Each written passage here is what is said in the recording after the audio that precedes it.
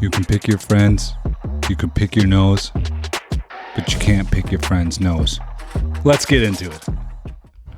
That giant white drum, that's a microwave backhaul dish, and it's not talking to your phone. It's firing concentrated directional beams of microwave in a straight line to another tower miles away. I really want to know what all this stuff is because you see it everywhere, but you have no idea what it is. I was kind of thinking about how I still don't understand how all these electromagnetic waves work or sound waves work. Like, it makes sense against like an ear or something like that, knowing that things act in a wave. But isn't it more like an oscillation of something, and where is it oscillating to and from or something? And how is that wave translated into something on your phone, into a picture, into sound and stuff?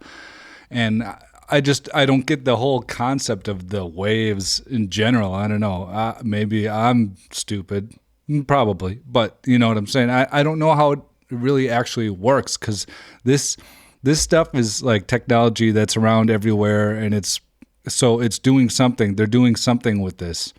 And I feel like these drums or whatever are kind of like our modern day bells in a sense, or our modern day lighthouse towers that beamed information from lighthouse to lighthouse maybe back in the day, but now we do it with this instead. Maybe that's what lighthouses were for. Another weird idea that was presented in a video that I had before, because you see some of those interesting pictures of like the World's Fair and stuff like that, where you have this big beam of light out of this lighthouse, but I guess it's Chicago, it's right on the shore of Michigan, but it didn't seem like it was right on the shore, and it seemed like it served some other purpose. So I'm just not sure what that purpose is. Interesting stuff. Not broadcasting outward in all directions, a focused beam, cutting through whatever is in its path at ground level. Buildings, cars, neighborhoods, you know who. The panels at the top are the ambient noise. Your brain, your jellyfish attached to your spine, swims in all day. The drum is the laser your jellyfish, your brain, doesn't even know it's walking through. Wake up. What about the idea, does that stuff work if it's we have a round Earth, if we're a globe Earth? Because, I mean, it can shoot through stuff, and maybe it shoots through Earth, or maybe they're just not spread, or they're close enough where they don't go through any Earth or whatever. But, I don't know, just a thought, throwing out there. Do some thinking. Think yourself. Tell me why a fractal weapon, yes, fractal, was used in every major ancient culture before fractals. This is interesting. I always like to look at anything that people from multiple religions or cultures or continents are doing the same thing. You know, we should always look into that stuff, all the overlap. Anytime there's a lot of overlap, it's like, okay, you know, what's going on here? Even if it's mythology or whatever the case is, like, look into it. We're even known about.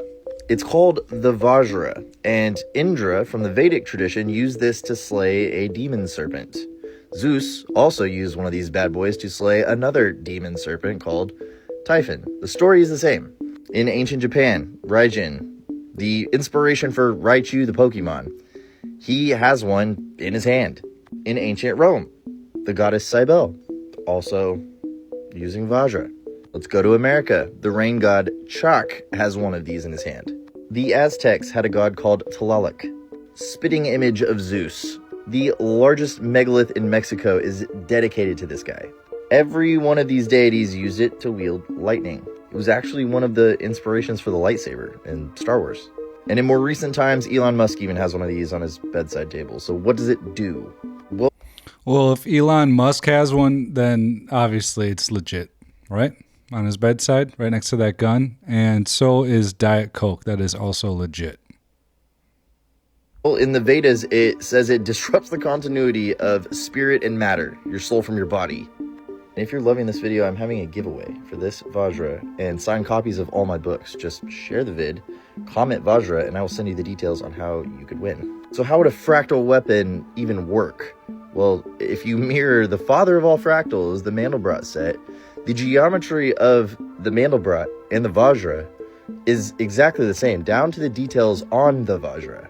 I haven't even touched on the variations of it or how it could possibly work. But if you're skeptical about this, there's a new turbine that's been designed based on the technology in the Vajra. I will make a part 2. I'm not going to tell you how it works, but if you're skeptical about how it works, I don't know. Look, symbolism has been hijacked and repurposed multiple times throughout these recent. I mean, you've seen this on, I'm sure you've seen this stuff on buildings all over your town, right? Because I do constantly, everywhere. Everywhere you see this. I mean, it's not uncommon. This is Boston Commons, Boston, Massachusetts. There's symbolism, geometry, all sorts of clues hidden right in our faces. And like I said, ancient symbols have been hijacked and repurposed. Check this out, fam. Look at that. And that's a good sized door right there. They have these everywhere. Everywhere. These copper knobs. I don't know why. Brass and copper studs, but look, what symbol is that, y'all? This is for entertainment and educational purposes only. I'm not here to offend, I'm here to educate. All the way around the outside of this. All the way around the outside, and then literally, look, there's a 6-pointed star, homie. Right in the middle. The only thing that makes sense is nothing makes sense. I love y'all. Stay wild and question everything. There's so, like I said, there's so many versions of that symbol. Let's ask ChatGPT. Yo, ChatGPT, there's a lot of symbols that use the same kind of, the best way to describe it that I know of, swastika design. But it seems like it's all over the country and all over different continents, I should say, and in different cultures. Can you tell me about how far that dates back and what its meaning was? The swastika is one of the oldest known symbols used by humans, appearing thousands of years back. Archaeological evidence shows it in Neolithic cultures, so over 7,000 years old across Eurasia. In India, it's been a sacred symbol in Hinduism, Buddhism, and Jainism for over 4,000 years, representing auspiciousness, good fortune, or the sun. It appears in ancient Greece, Native American cultures, early European art, and even Bronze Age artifacts. In most contexts, it symbolized life, cycles, and continuity. Its meaning shifted drastically in the 20th century when it was co-opted, but historically, it was overwhelmingly positive. Overwhelmingly positive. Is that how you feel about that symbol now, even though that's what it should be and it had been for the longest time until the last 100 years or whatever? Yeah, there's some other symbols that have been ruined in the last little bit here, like the rainbow. I used to love the rainbow, you know. It was happiness. Happiness. A rainbow. It was like Jesus and God and whatever. You're like, rainbow. That's great. Now it's been co-opted. Isn't that all your computer screens are blue lit? The reason none of them are red lit, the reason none of them pay attention to circadian biology is because that original technology was developed in a government program that Bobby Kennedy knows about, and I happen to know about because I went to medical school at LSU. For those of you who've never heard about Operation Paperclip, you think it's all conspiracy theory. So at Tulane Neurology and Tulane Neurosurgery in the 50s and 60s and 70s and 80s, the CIA started a program there where they would do all these crazy things to monkeys. The CIA wanted to see how they could control things utilizing different things like drugs and things like that. Where the neurosurgeons got involved, which is my clade, we would drill tops of the heads off, put wires into the thalamus, put electricity in there, and kind of see what kind of behavioral changes we could have. One of the guys that was in, just stab around at the monkey's brain. that program was a guy named Professor Delgado. When he saw that we could control the behavior with the wired device, he said, what if we do it wirelessly? So he checked it in monkeys and checked it in bulls, and it turned out you can do it wirelessly with RFID chips and semiconductors. RFID, isn't that the same light that comes out of the front of your phone all the time or whatever that's blinking? Let me see. What does that stand for again? I totally forget. What is RFID again? And is there one that blinks on your phones? RFID stands for radio frequency identification. It's a technology that uses electromagnetic fields to identify and track tags attached to objects. These tags can be passive, no battery, powered by the reader's signal, or active, battery powered for longer range. You often see RFID in things like contactless payment cards, key fobs, or inventory tracking. Now about blinking. RFID itself doesn't blink since it's not a visible light technology.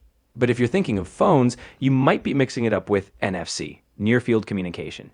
NFC is a subset of RFID and is used in smartphones for things like contactless payments. Some phones do have notification lights that blink, but that's unrelated to RFID. What's the one that's related to the one just blinking that you can't necessarily see unless you have a certain kind of camera, or some people capture it on a camera or whatever somehow, and but it flashes and it's for your face and it's like the front camera on your phone. I think you're referring to the infrared light used by many phones for facial recognition.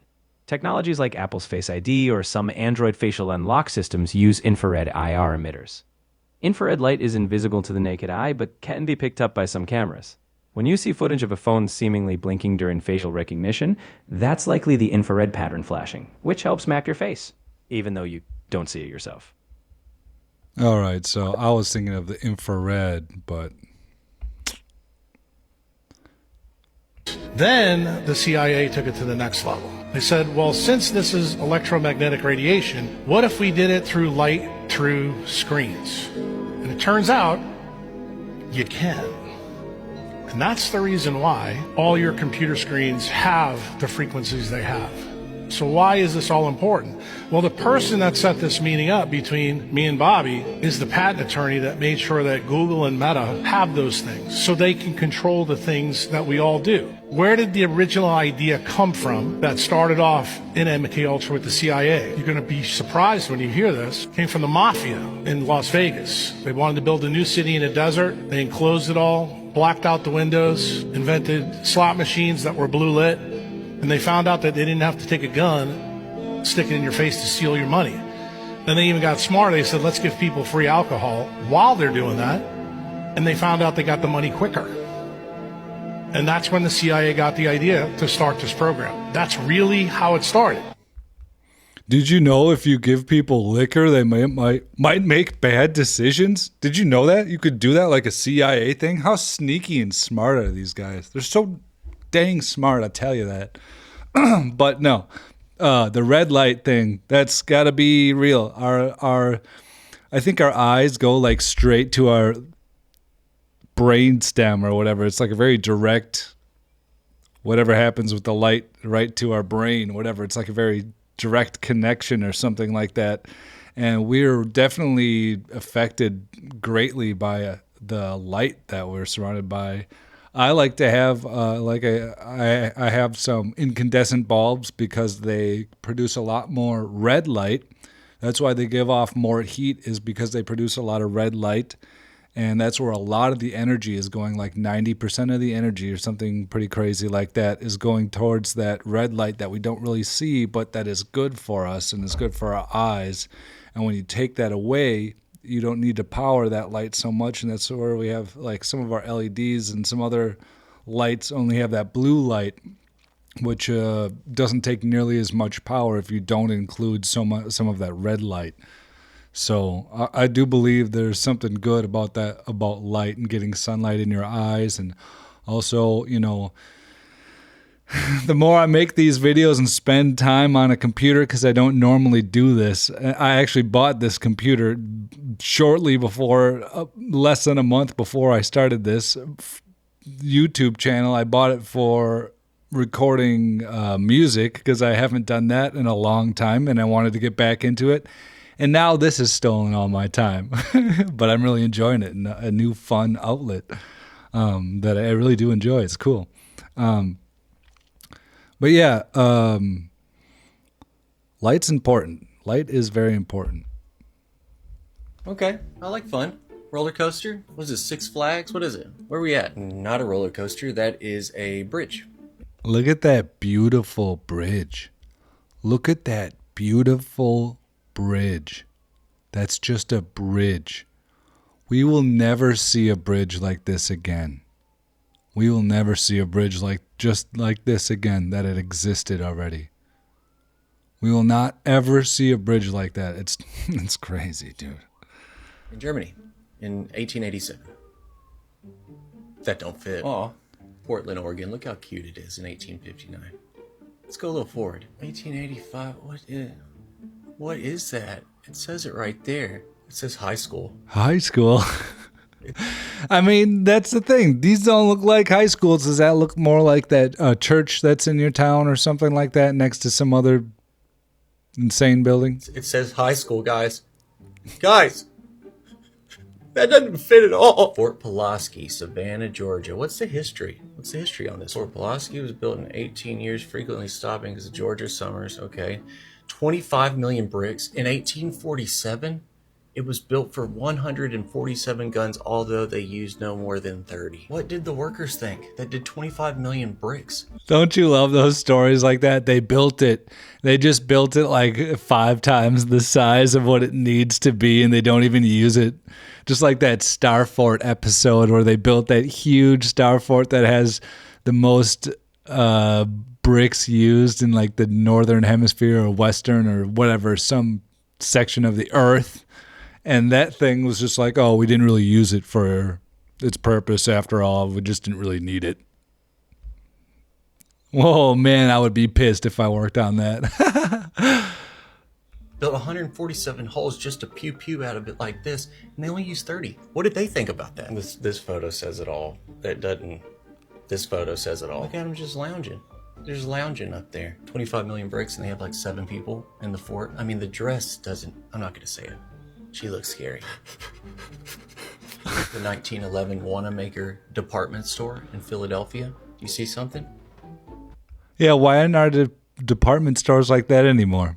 I'd like to go and, purchase some nice cologne inside a spot like that, right? It's a department store. Do you see something? It had, and still has, the largest fully functioning organ in the world. Beautiful. 8,000 pipes. That don't fit. I'll just think of this photo sometimes and just stare at it. Just look at Chicago City Hall. Dude, yeah. Let's stare at it. Look at these people.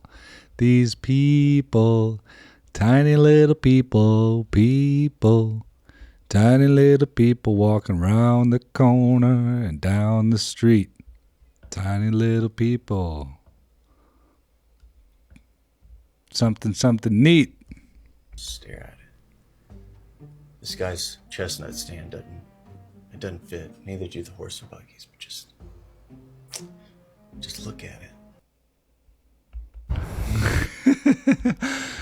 Oh man, well that's all the crazy videos I got for you today.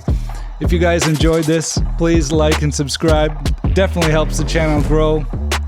And until tomorrow, have a beautiful day.